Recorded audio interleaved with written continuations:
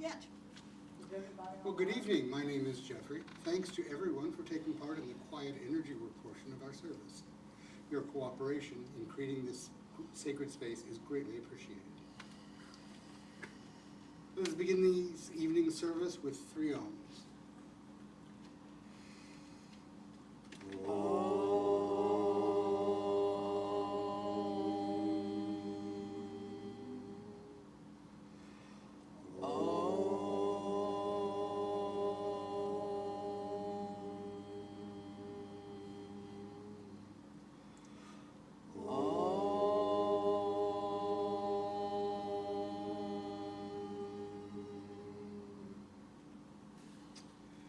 And now, one of the Reverends, Karen, will lead us in an opening prayer.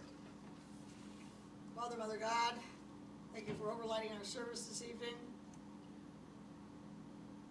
Thank you for giving us this opportunity to remember those who have fought and transitioned so that we may live in a just and open society. Let us continue to fight to keep that society open. So mote it be. So mote it be. All right, now, please open the first page of your book, and we will say together the universal greeting. If this is new to you, please watch the service workers to follow along with the interactive hand movements. I offer you peace. I offer you friendship. I offer you love. I hear your needs. I see your beauty. I feel your feelings. My wisdom flows from a higher source. I salute that source in you. Let us work together. Now, please turn to the next page, and we will say together the 9 principles of spiritualism. We Believe in infinite intelligence. We believe that the phenomena of nature, both physical and spiritual, are the expression of infinite intelligence. We affirm that a correct understanding of such expression and living in accordance therewith constitute true religion. We affirm that the existence and personal identity of the individual continue after the change called death. We affirm that communication with the so-called dead is a fact scientifically proven by the phenomena of spiritualism. We believe that the highest morality is contained in the Golden Rule. Whatsoever ye would that others should do unto you, do ye also unto them. We affirm the moral responsibility of the individual, and that we make our own happiness or unhappiness as we obey or disobey nature's physical and spiritual laws. We affirm that the doorway to reformation is never closed against any human soul, here or hereafter. We affirm that the precepts of prophecy and healing contained in all sacred texts are divine attributes proven through mediumship. And we'll have an inspired talk. So this is one of our fireside chats, and the topic for tonight is perfect health. Now, that covers a wide range of things. I mean, when we think about perfect health, we immediately think of, athletes who are competing at their Tip top. Yeah, absolutely. But there are those of us who have things in our lives that mean that reaching that sort of thing is no longer possible. So what does perfect health mean at that point? It means being able to do the most with the form that we currently are in. And that means on all levels, not just the physical level, but we have to be healthy in our feelings, in our emotions, in our mind, and clear in spirit. So if you have questions about how to go about reaching that state of what would perfect health be for you, that's the topic that we're going to be covering this evening. Oui, excellent. We welcome your donations to help us maintain our presence in the community. You may donate via our website, www.circleoflight.org, www.circleoflightstl.org, my bad, or our Facebook page. Thank you for your donations. All funds received help us in our mission to seek, develop, and teach the knowledge of the relationship between humanity and spirit. The crystal globe displayed here is filled with prayer and energy for healing Mother Earth and all her children. Everyone is welcome to contribute prayers for world peace and world healing. We invite you to add your energies to this sacred sharing. We'll now say the prayer for spiritual healing found on the next page, after which there will be a short silence for you to softly say the names of anyone that you would like to receive extra healing this week. I ask the great unseen healing force to remove all obstructions from my mind and body and to restore me to perfect health. I ask this in all sincerity and honesty, and I will do my part. I ask the great unseen healing force to help both present and absent ones who are in need of help and to restore them to perfect health. I put my trust in the love and power of God.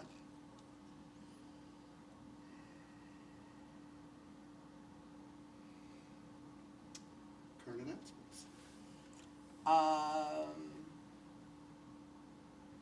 In 2 weeks, June 6th and 7th, is Pagan Picnic. This is a alternative spiritual festival held every year, and it's been being held for many years in Tower Grove Park. The church will have a booth there. We will be selling some CDs that have been from Nam and David that have been donated to us, amongst other I think we have some tarot related items that the church is, and these are all being sold as a fundraiser for the church. And then we will also be doing mini readings. We may have the opportunity to offer some full readings, but that will be all dependent on who is there that each day. We'll have information on upcoming labyrinth events, and even some finger labyrinths and coloring pages if kids want to take those with them. And as always, we'll have our wheel that you can spin. Yay. And we have some toys and bubbles and stuff for the kids.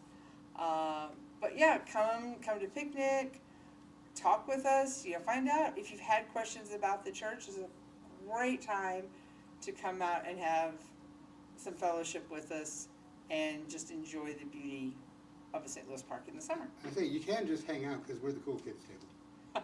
We do tend to have lots of extra seating. We also have coming up on the 2nd of August is our annual fire releasing ceremony. That will be here at the church. That probably is not going to be filmed, though. That's going to be an in-person only. Fire has to do with motion and action. Think about those things that you have done and you feel that you're complete. You finished it. So those are things that you can say, I release these things now. Think about what actions you want to take, that you want to bring into your life, what actions you've already taken that you're thankful for. And we'll have rounds so that you can release, bring in, and give thanks. Also, at the end of the ceremony, there will be an opportunity, if you have small, burnable things that you would like to release ceremonially, we'll have an opportunity for you to put those into the fire as well. We will have plenty of water. If you think you're going to need to sit down, we can always bring chairs out for you.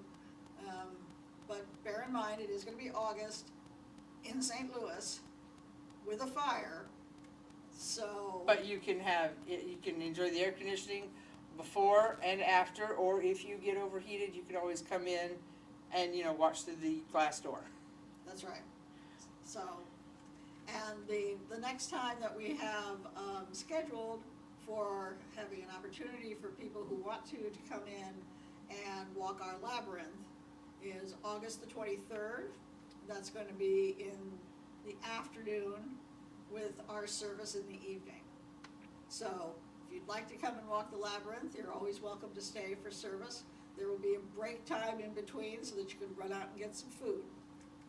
And after the service, as always, we'll have snackies. Snackies. Yes, so there's always an opportunity after church, if you're in person, to, speak with any of the ministers or ask questions or just join us in some fellowship. We normally have a business meeting on the first Sunday of the month, right? I'm gonna guess that we're not gonna have it on the same weekend as Pagan Picnic. That is correct. Business meeting will be on the 14th. That's right. Thank you. You are correct. Hey, we made an announcement. Yay. Done? Yep. Okay. Once again, we thank you for your donations. And now the Reverend Karen will lead us in a prayer over the offering. Father, Mother God, thank you for the blessings you have bestowed upon us. Thank you for giving us the opportunity to give of ourselves. Let this bounty be multiplied. We hope that all have their needs met to the degree that will give them some comfort and peace in the days to come. So mote it be. So might it be. We now come to the message portion of the service. Please actively listen to each message. As these come from universal source via our guides, they may be tailored for the individual, but they bring wisdom to the whole. Please address questions about messages to the message bearer after the service. To welcome each of our spirit workers, we sing together to raise the vibrations in our circle. We view the word God as a universal term for deity rather than signifying any one path. Our message bearer this evening will be Reverend Karen. So let us please welcome her with the song In the Garden, hymn number 3, verses 1 and 2. I come to the garden alone, while the dew is still on the roses, and the voice I hear falling on my ear, the Son of God discloses. And she walks with me, and she talks with me, and she tells me I am her own. And the joy we share as we tarry there, none other has ever known. He speaks, and the sound of his voice is so sweet, the birds hush their singing, and the melody that he gave to me within my heart is ringing. And he walks with me, and he talks with me, and he tells me I am his own. And the joy we share as we tarry there, none other has ever known. Good evening, I am Reverend Karen, and tonight I am working with my guides, Mother Otter, the physician, Maya, and Dracana the dragonfly.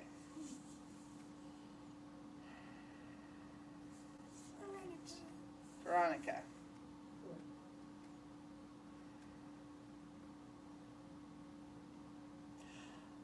Veronica, I am being shown just a large variety of arrows, but these are all different kinds of arrows. There are arrows for practice, for hunting, for hunting small birds, and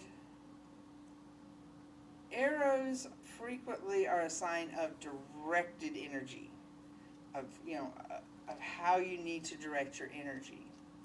And what my guides are telling me is that you're going to have some situations coming up soon where you need to send energy into things.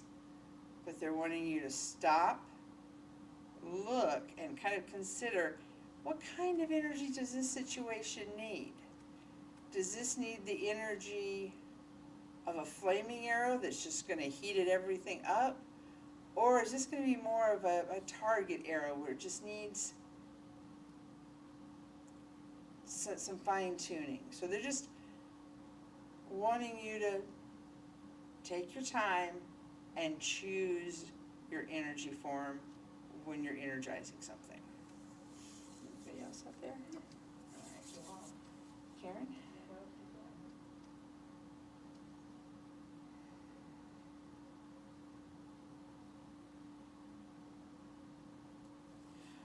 Okay, so they are showing me a foghorn.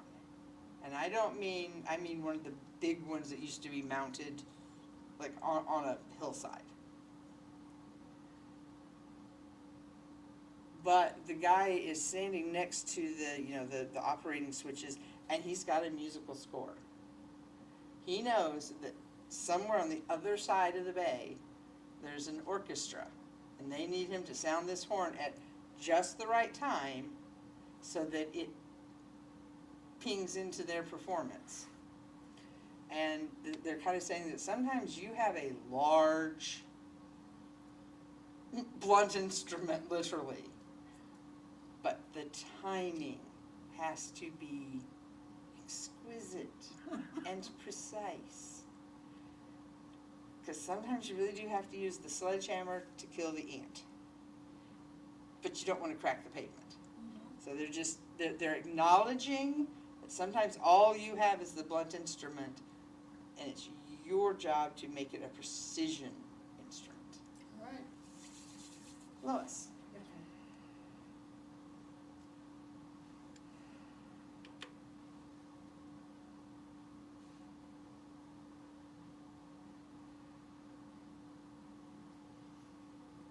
Oh, that's what it is. Okay, had to back up a little bit. All right, so the first thing I saw was kind of intertwining threads. But as they brought it back, it was actually a hand-woven net. Kind of like you might see a fisherman using it on the shore where it's waited for him to throw it out and bring it back in. We're not talking commercial nets. We're talking one person fishing for their needs. Well, fish as food kind of indicates, taking in knowledge. And water, like going out and fishing for it, that's, kind of that emotional. So,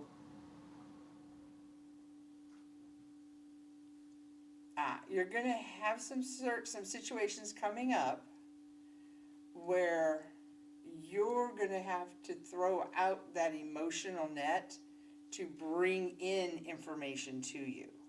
You're going to have to go out and retrieve it. I mean, this may be something as simple as a Google search on the internet or looking up something in a dictionary or something. But they're saying it's okay to go and cast your net wide to bring that information in. Jeffrey.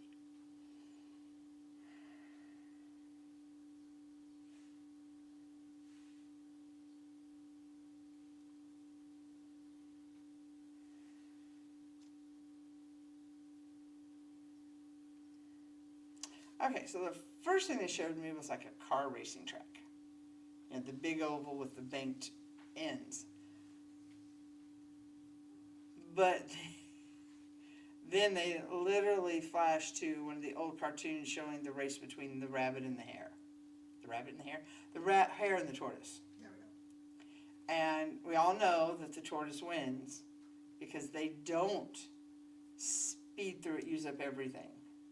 So just don't rush. And you'll get there.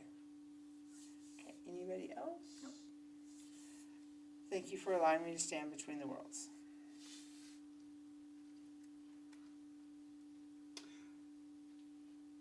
The Fireside chat this evening is sorry, I forgot the word fireside. Is presented by Reverend Karen. And Karen. And Actually, it's all of us. It's a chat. So Blah. One's the match, one's the charcoal. the first thing that I want to bring up is there is a show right now called One Day in My Body. And it shows people who are going through particular specific health issues that are going to be with them for life. And for one gal, she had an allergic reaction to something, and it triggered what is called mast cell activation syndrome, which means that more and more things triggered her immune system to be allergic, so that she is to the point where the only things that she can safely eat are oats and hypoallergenic baby formula. Wow. That's one And heck of a baseline. right, so she's been doing that for several years, and she has an entire procedure that anybody that she comes in contact with has to undergo in order to be with her, just so that they don't set off her allergies. That's, you know, No perfumes, no scented soaps, no. no eating things that can aerosolize. It's like boy in the bubble syndrome. It pretty much is. Almost. And by the end of it, she had been stable for enough time that she was going to try to reintroduce carrots Ooh. into her diet. But that took several years of being stable with what she had. That's what she has to do in order to maintain what she would consider perfect health, which is functionally not dying. But it's very time consuming and it's very emotionally draining. But that's what she had to do. And, you know, I know that a number of us have reached a certain age where we have things that are going on with our forms that are not going to get any better, that are things to be managed rather than completely overcome. But they can be dealt with in a way that we can function the best that we can, given the restrictions that have been imposed upon us. Now, several questions that I've received over the past few years about the phrase perfect health in our prayer for universal healing is, oh, well, so if the miracle doesn't happen and I become perfectly healthy, that means I failed. No, we're not asking for, now, miraculous cures do happen. Our bodies do sometimes reverse things that have happened to them. If you manage your symptoms well enough, long enough, it is possible that you will outgrow them. I discovered a couple of years ago that I wasn't allergic to penicillin, even though I had had a childhood reaction for it.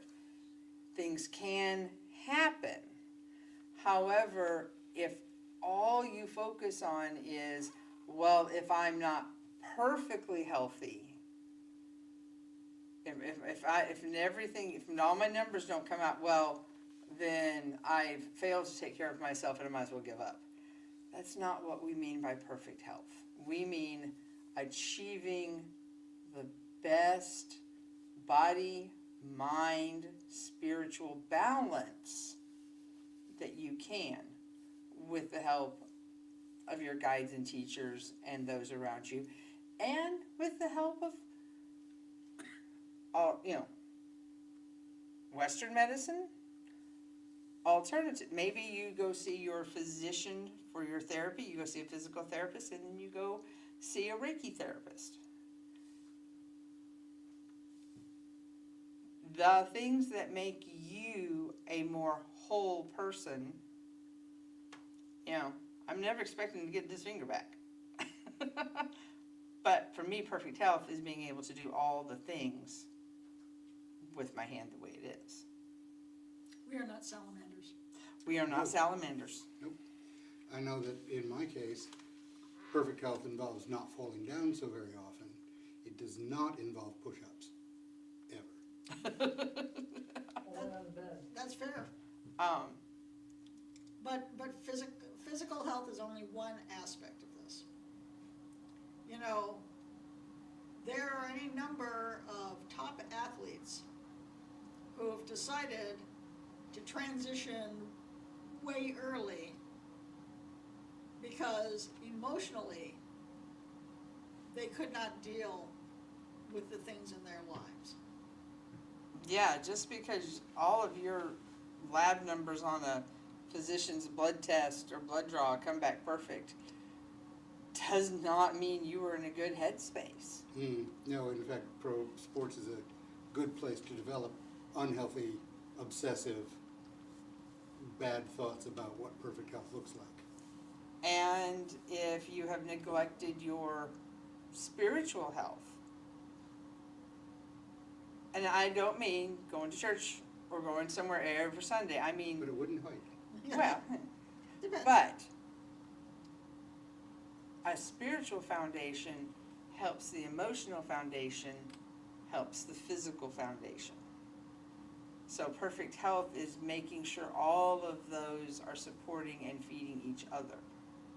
Yeah, if you're in the wrong headspace, It doesn't matter how healthy you're eating, you may deteriorate anyway. I mean, yeah, I as a nurse have seen patients, two patients who are almost in exactly the same physical condition in a hospital. One of them walks out of the hospital and goes on with their life. The other one has given up, doesn't want to do anything. I mean, they don't even want to be rolled from side to side. And they don't walk out of the hospital. They either have to go to a long-term care facility or they die in the hospital.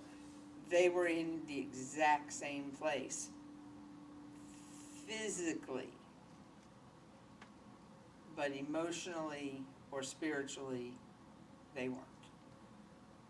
So, I understand that we all get frustrated by the limitations oh yeah, that accumulate over time. Mm-hmm. I went to the art museum a couple of weeks ago, and I had to park at the bottom of the hill and walk up. Well, I thought I was going to have a heart attack because It's a big hill. I'm out of shape. Climbing up that hill was a struggle. But I did it. But I got really angry with myself about that, and kind of angry at my body. But I knew that it's my own darn fault. But you have to kind of stop and go, okay, well, what can I do about it, and what am I going to do about it? Because those are two different things. Yeah, they are. There are things I can do. I need to get myself into the proper headspace to actually do those things. There's one thing about what I need to be doing, and then there's another thing in manifesting that. Another question that I have been asked, because at this point in my nursing career, I am a hospice nurse. So I have been asked, well, how can you pray for one of your patients to have perfect health? Perfect health may be at some point in your life transitioning to the next stage. That is your target for perfect health. Having that transition be as smooth and unbothered as possible.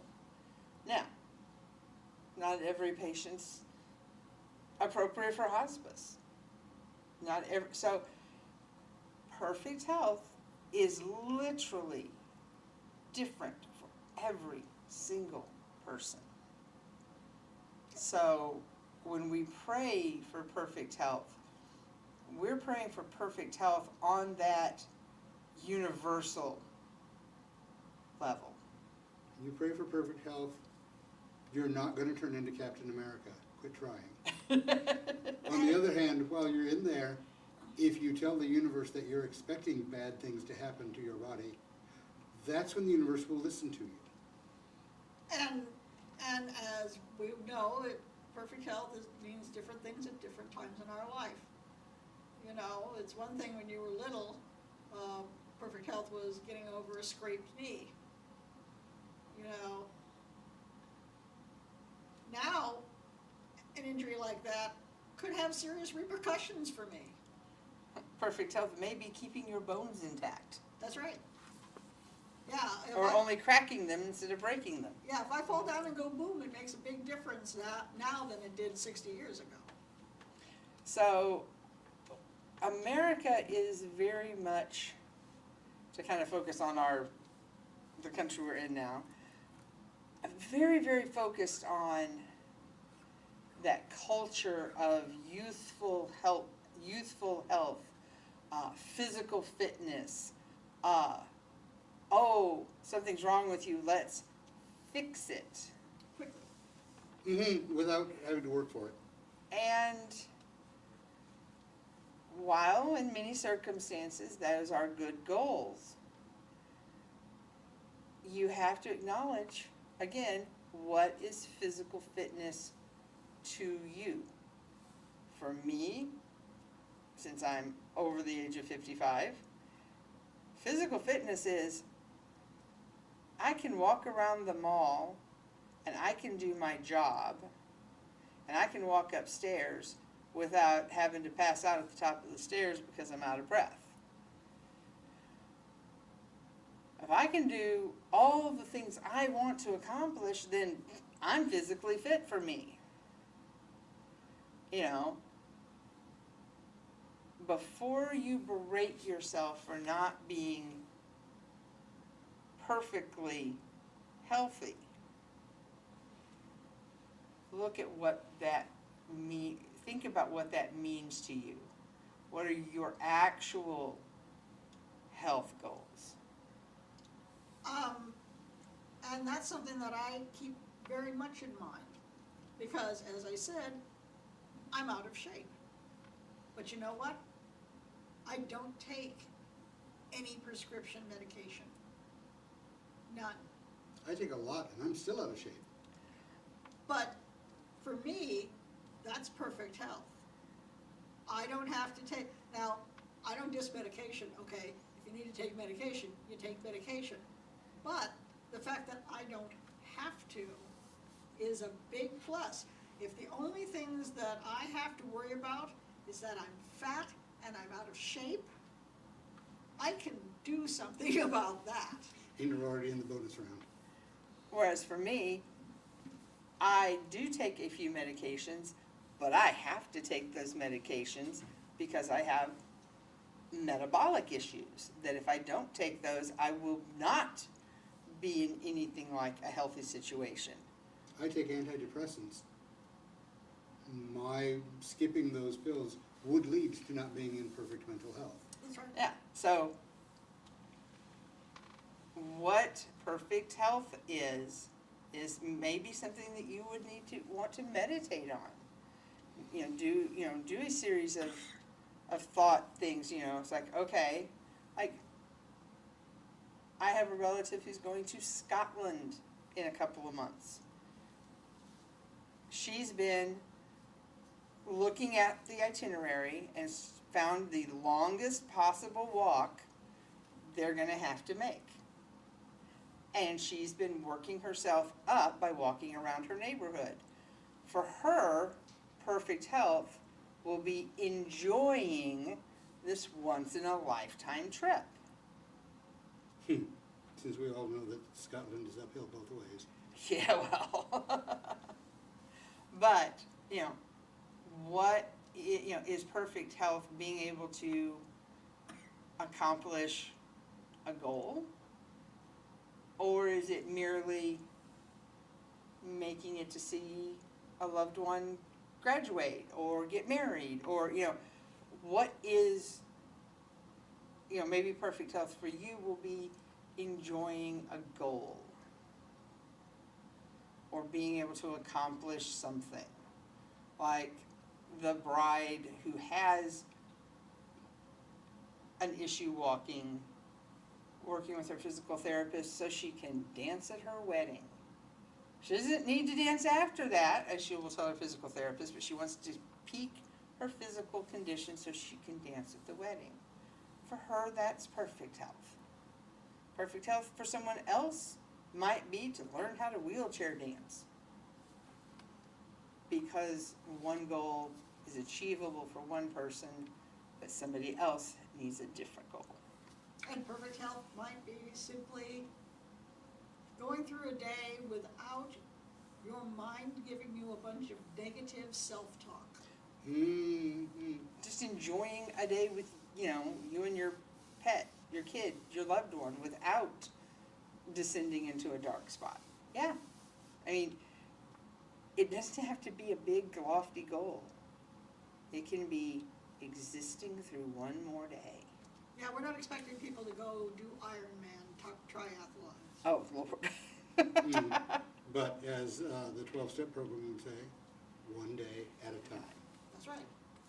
Perfect health is in the mental form too. Yeah, yeah. Not just your physical. You could be a good football player, but you could be crazy. I don't like the word crazy, but or if you just went through a death or your life lost there, or some other stuff in life. Oh, yeah. Oh, yeah, it's all about a balance. A balance between the three, the physical, the emotional, the spiritual. Yep. Your mental state is one of the most important things that you can be in control of, because that controls your emotional state. If you're in control, if you're clear in your mind, then you can be calm in your emotions, which means you can be comfortable in your form. Because I think we're all familiar with, if we've got some anxiety or something going on, then suddenly our stomachs and knots, our guts are all messed up, and then suddenly, everything is just all screwed up.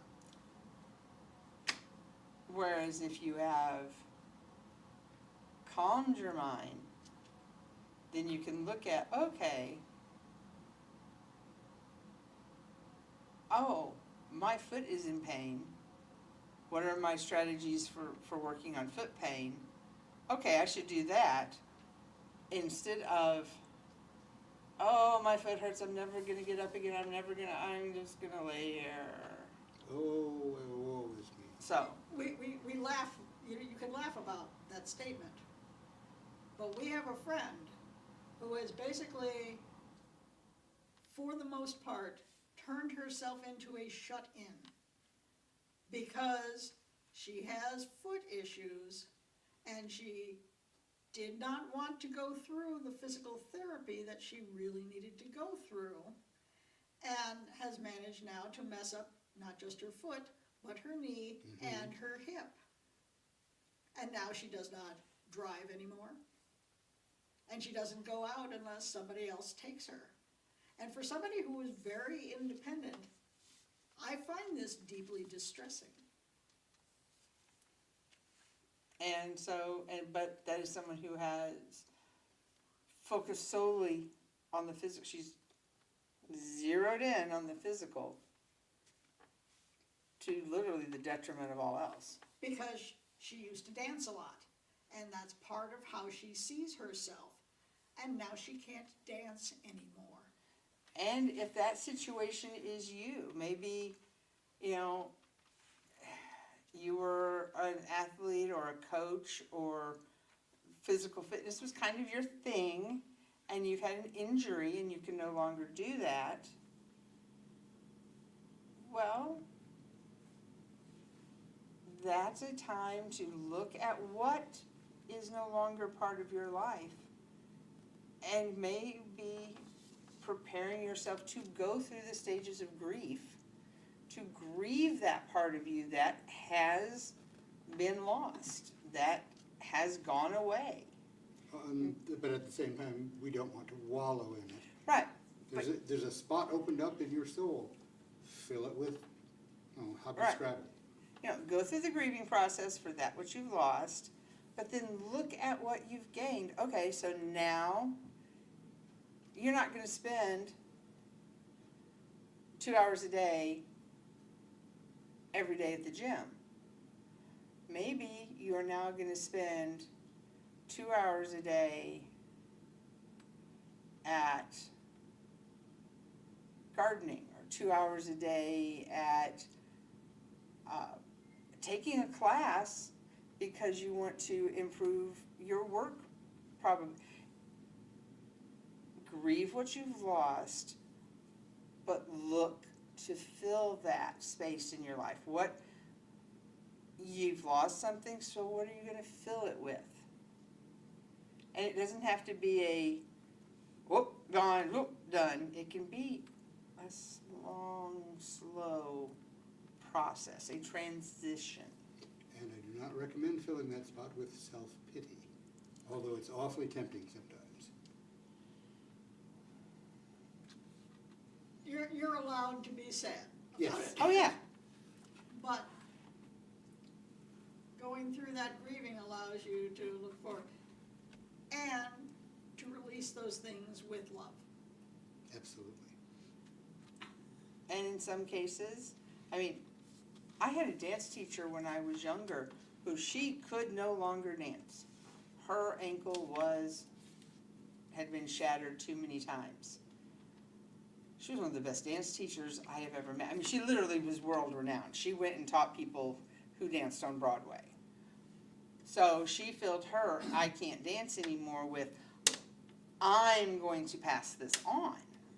So it doesn't mean you have to completely give up the field, the area, just your contribution to it.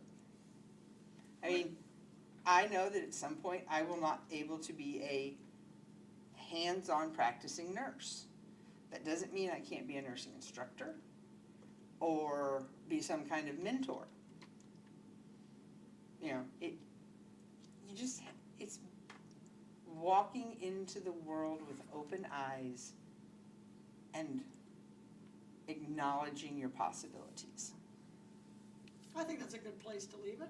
Okay. Excellent. And the Reverend Karen will now lead us in a closing prayer.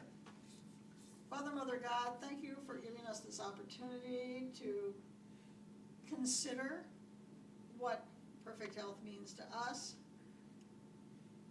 and to give us the opportunity to consider how we incorporate that concept into our day-to-day life in a way that moves us forward, moves us upward, and moves us onward. So mote it be. So might it be. Thank you all for being in our circle of light. Please stand with us in unity as we sing together, "Let There Be Peace on Earth."